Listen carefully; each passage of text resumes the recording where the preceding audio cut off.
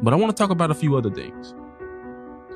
Because like I said, man, sometimes we can focus so much on the cars and the clothes and the money and the materialistic things that we forget about our happiness. We forget about our peace of mind. We forget about family. Shit, sometimes we forget about our mental health.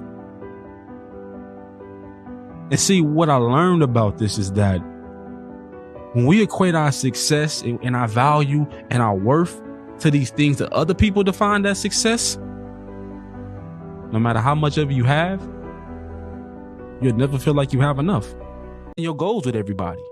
Like, everybody doesn't deserve to have that type of access to you. Everybody doesn't deserve to be able to treat something that's so fragile because they won't treat it with the same care like you will. They won't see the things that you see when you dream.